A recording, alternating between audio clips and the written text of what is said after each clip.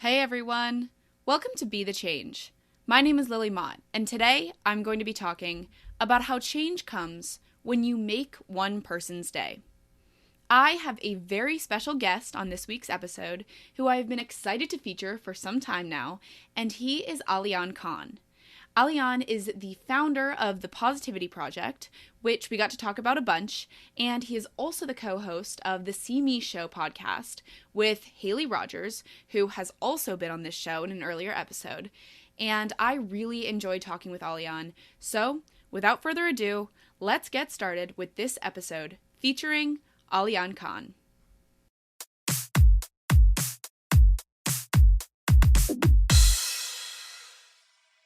So my name is Aaliyan, and I am an entrepreneur and aspiring life coach that's super passionate about personal development and social impact. I was born in Houston, Texas, and grew up in Brampton, Ontario, which is just outside Toronto, Ontario, Canada. You can see the Leafs jersey in the background. I'm a diehard Leafs fan. And currently for school, I'm at Queen's University, studying in the Bachelor of Commerce program. Hopefully looking to graduate in 2022, and the goal is that someday after I would love to get my master's in education and business. Growing up, I was super passionate about learning people's stories and how they kind of chose to bring their own ideas to life, whether big or small, and that really opened my eyes up to entrepreneurship and using that kind of inspiration and curiosity and passion. And back in 2017, I ended up starting an e-commerce business called the Positivity Project that I ran for 4 years with my team. And it really taught me the ins and outs of like social entrepreneurship and social impact. And I used that experience during and even after to really share my experiences and lessons from entrepreneurship and social impact to younger students.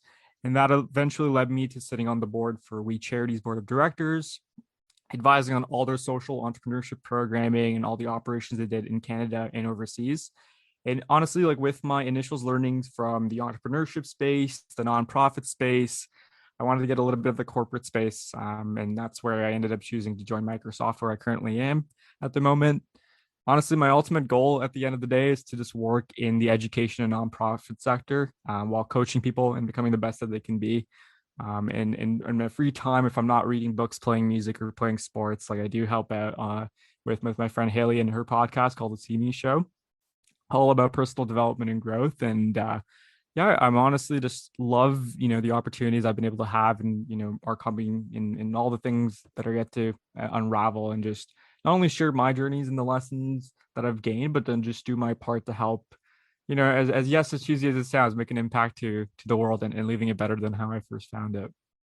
Welcome to the show, Aaliyan, and thank you so much for being my guest today. So, I would love for you to tell me more about your background and what led you to create the Positivity Project. What experiences have you had that made you feel like you needed to start this business and get involved in that work? Yeah, I honestly think like it was a lot of accumulation of the different kind of experiences I took throughout my life. Being an immigrant, not coming to Canada, like coming to Canada completely as an immigrant, and seeing just the amount of diversity that was present where I lived in the greater Toronto region. I think that opened my eyes up to being really curious about all the classmates I had around me. And I have this bad habit till this day where it's like if I'm around people and I'm talking to them and we have like some sort of lunch or some sort of like dining thing going on, like I cannot eat because I'm constantly just talking and engaging with people. And I think just out of that kind of curiosity, it really showed me that like everyone comes from so many unique backgrounds and perspectives and experiences. And honestly, as time went on, whether it was in elementary school and middle school or high school and afterward, it's like if there was an opportunity that I can just learn more about something, honestly, you can do it all the way from like musical theater to technology to sports, you name it. Like I would sign myself up. And it wasn't so that like I can have all the experiences and be like I did all these things, but I think it was my way to just learn and be more open and curious about what was around me. And I think through those experiences and opening myself to all these different things, like over time, I kind of realized what I really liked, what I didn't like, and what really was what I was passionate about. And I think the biggest things that stuck out to me was like a lot of the volunteer experiences I did, whether it was instructing kids how to swim at the local YMCA, spending my time with like my member of parliament and really looking at how policy and how, government can play a factor in helping people bring their ideas to life, whether big or small. And I think that kind of gave me that spark to really be like, hey, if I have something that I want to do, whether big or small, like all I really need to do is really be keen on how I can bring that to life, whether it is looking at the resources that are available around me, if there are people that can help support me in bringing the idea to life, and really just honing in this idea of like, okay, if you have something, you really believe in it, like the sky's the limit. And I think that kind of gave me that spark. And over time, I kind of realized where I kind of wanted to lean that towards. And in line with learning more about entrepreneurship during this time at school, and really knowing that I liked like all the volunteering aspects and really helping people. I think one of the things I used to do a lot, even during this time growing up, was that I love like, doing my part to make people's days better, whether it was big or small. Like I was that kid that if I saw someone just having a bad day, like even if I didn't know them, like I just felt like, my moral obligation to go reach out to them and just to see like how they're doing, and just be a decent human being to them. And that really kind of sparked my passion for like handwritten notes and just sending a text out to someone if they're having a bad day or whatnot, and just doing that. And that experience, and when you combine that with like my interest in entrepreneurship, I think it was, if I remember the exact date, it was sometime in May of like 2016 or late fall around that time in 2016, where I was trying to send a card out to a friend who lived out west. And I thought, instead of like a text message or an email, because they weren't as active online, I thought I'd write them a card, and just letting them know like, hey, I hope you're doing well, and just reminding them of how awesome they are. And that whole process of going to the store, buying the materials, writing it out, shipping it out, like it was such a hassle that like in my head I was like, oh my God, I'm really passionate about doing my part to make my friend's day and just in general. But then I'm also just seeing from like this entrepreneurial lens, like, why is this process so difficult? And is there really anything I could do about it? And that kind of led me to creating like this basic website before I even named it the Positivity Project, where I was just like, okay, if you have a card or a message you want to send to someone, I will literally buy cardstock, I will cut it up and I'll write it. So I did that. And then the rest is history with the Positivity Project. That's awesome. So tell me more about how the Positivity Project actually worked. Like at its peak, what were you working on and what were you doing with the Positivity Project? It's a really interesting idea, so I definitely want to hear more. Yeah, so when it first began, like I said, I literally bought cardstock from the local Staples. I cut it up and then I wrote it everything by hand. And over time, I literally have marks all over my hands. I know the people who are listening can't see them, but imagine just cuts all over someone's hands. Like those are my hands now. But and then after kind of doing that, the next iteration was having a cleaner website so that people weren't just like, oh my God, it's a random kid writing cards for, I don't even know what the cards will look like, etc.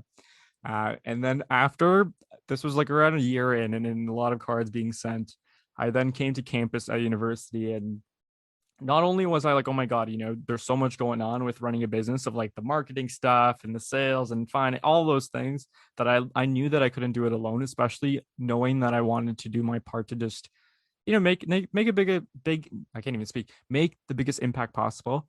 But in a way that like didn't burn myself out or felt like, oh my God, I can't do any, like just being so caught up in just doing all the things to keep it alive. So in first year university, I ended up bringing a team on board, and they not only helped me, kind of increase the efforts of the amount of people we were able to reach out to and explore ideas as well. But then we were able to use kind of all the things we were working on to build an iteration where, we literally would able to allow the customer to go onto the site, pick the card that they want, being able to see what it looked like. But then the cool part was is that allowing, like, we worked on this cool robotic arm that helped write the cards, so that the person that wanted to buy the cards can just focus on the most important thing, which was the messaging and what they really want to make an impact out of the card to that person that they want to send the card to. And that was our iteration. And up until, essentially from that time up until this winter, that's what we were working on. And yeah. That is so cool. So, of course, now you have to tell me some about the See Me show because obviously I've met Haley and she is amazing. So, how did you two get involved with the show? How is it going so far? Give me the whole scoop on doing season 2 of the podcast.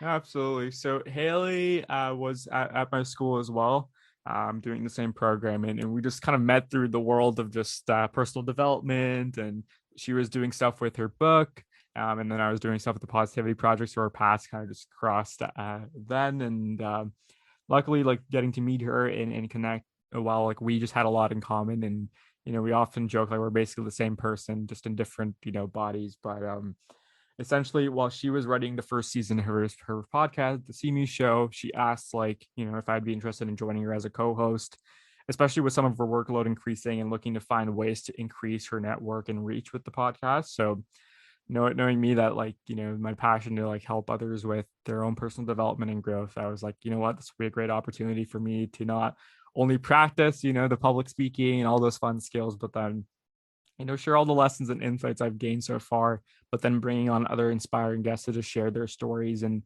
what they can teach, whether big or small, to listeners.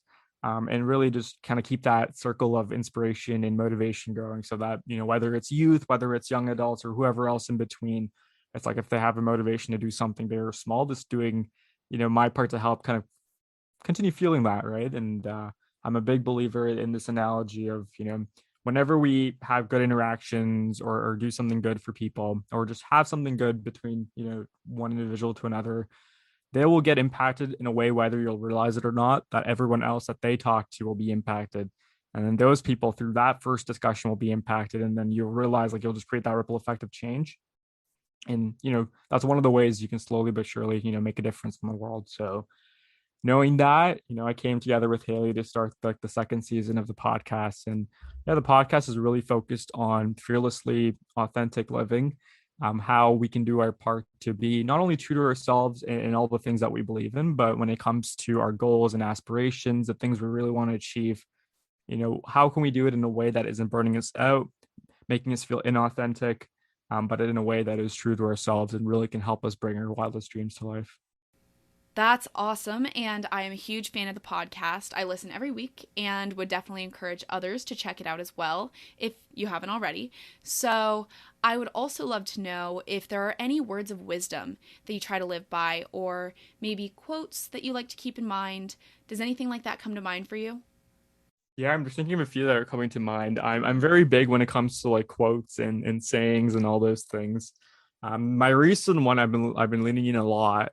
It's very broad, but it can be applied in many aspects. But it was trying to remember the exact wording, but it was something along the lines of "Run to the rescue with love, and peace will follow." That's been a big one for me. And even like throughout my ins and outs of entrepreneurship and really in that self-starting phase, I leaned a lot to just people such as like Obama and who else? Gary Vaynerchuk, Lewis Howes.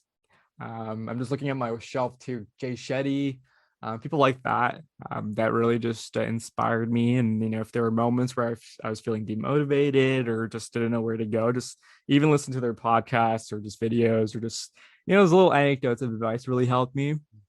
And then the biggest like saying that I think that's been true with anything that's happened, it's always realizing like this too shall pass.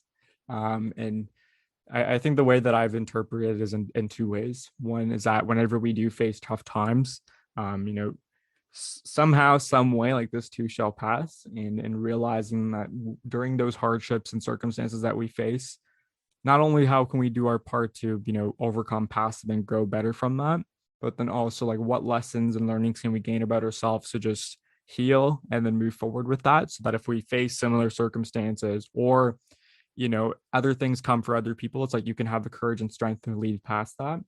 But then also when good things happen, also remembering that just being grateful for the opportunities that come your way and doing your part to pay it forward, and realizing that often in the journeys we face, we don't always do it alone. And realizing that like there are so many people, even in my own life, that have made such a difference to me, whether indirectly or directly. And just realizing that if I could even do like 1% of the people, or if I could even do 1% of the people that have done for me, that's the least that I could do. And I just want to do that part to just be grounded, be grateful, but then keep going forward in that aspect. That's really interesting. And you also mentioned your passion for education. And I feel like that kind of mindset and motivation in life really ties into education as well. Because I know, at least having parents as teachers, I think a lot of teachers and educators really feel that way about their jobs. So I just think that's an interesting tie together. So I'd also love to know, what do you do for fun or to de stress? What are your outlets for taking care of yourself? I got a couple. Usually it depends on the mood I'm in. But they usually fall within a certain group of like two to three, or if not four things. I love to read. Whether it's fiction, nonfiction, like that's been a good way to like just de-stress, especially like when being on screen so often, through Zoom calls and Microsoft Team calls, etc. I love playing music. I think the last time I counted, I could play like 22 instruments. I grew up playing a lot of instruments and I love music. So even if it's just listening to an album or just listening to tracks or even pulling out the guitar or other instruments I have throughout the house, like that's been a good outlet for me. Trying to think what else. I also love a lot of TV shows and movies and films. Um, I just find like sure I can make the argument that like, it increases my emotional intelligence and all that fun hoo ha, but like I just find it to be so entertaining and awesome. And then just seeing different perspectives and just different stories. I just love that. Whether it's a good show like This Is Us or like good movies that have come out. I love Christopher Nolan stuff. That's been something big for me. And I'm a big sports fan. I love playing a lot of sports. Unfortunately, with COVID, it's definitely harder when gyms are closed, and it's hard to like play with friends or such. Especially bigger kind of events or games like baseball or something bigger, like a big pickup game of basketball. But watching sports teams, I'm a big Toronto sports fan, and just doing that's been a good way for me to just de-stress and do that. And I find it's like a lot of the things I like doing, even to recharge. But just even that, it's like it's so important to do our part to recharge because, especially when it comes to like the COVID world that we're living in, technology with everything, it's like we're often kind of shifting into this mindset of being like a nonstop marathon runner, where it's like, hey, I'm gonna quickly be on this call until I'm tired, and then I'm gonna take a quick 5 minute break and come back and keep going, and I think like doing that, sure, you can keep the ball rolling, but how can we find a way to maybe kind of shift into like that sprinter mindset where after we're done our work, we can recharge with whatever that helps fuel our soul, but then also keeps us healthy and engaged so that when we have work the next day or whenever, it's like you're able to not feel that burnout as quickly, but then also just keep yourself sane, especially during this crazy time. That makes a lot of sense. What is Yeah. the most obscure instrument that you play? What's the weirdest one? I'm trying to think.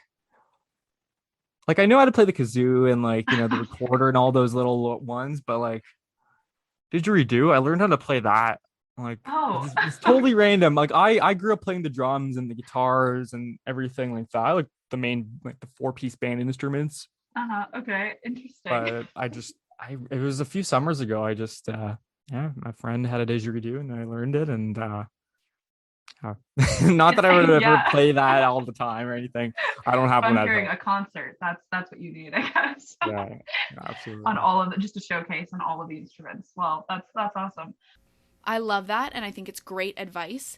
And I would love to also know lots of young people, particularly college students, want to create change and they want to make a difference in the world. But do you have any advice for those people who may not really be sure where to get started, may not know how to share their voice? I'd love to know your thoughts.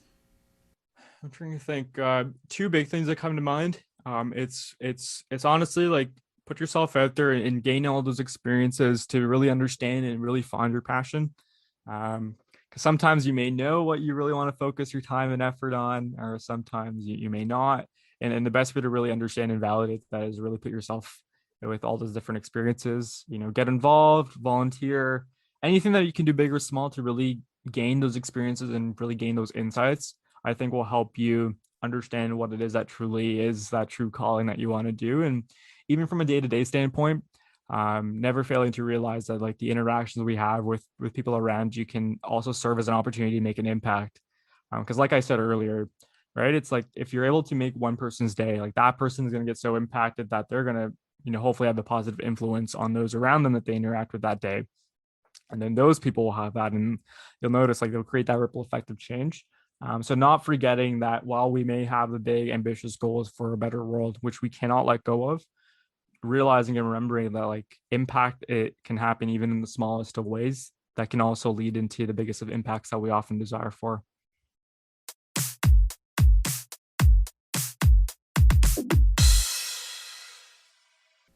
I really enjoyed talking with Aaliyan and learning more about his perspectives on life. And I really want to highlight that last point he made about the importance of making an impact on individual people's lives, because I think it's great advice that I really haven't gotten that often on this show.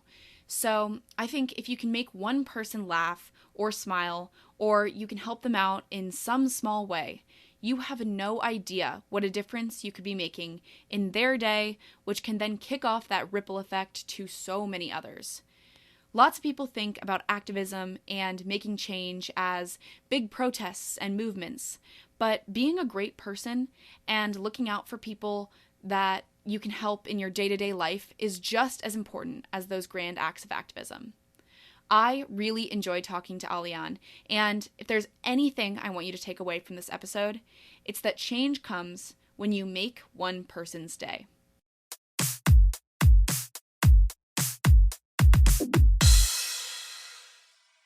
Thank you so much for listening to this episode, and you can follow Aaliyan on Instagram at Aaliyan Khan to get connected with him, and of course, check out the See Me Show with Aaliyan and Haley Rogers wherever you get your podcasts as well. If you want to talk about anything I mentioned, please reach out to me by email at lily@bethechangepodcast.org or on Instagram at bethechangepodcast. Tune in for my next episode, but until then, be the change you wish to see in the world. Bye, guys!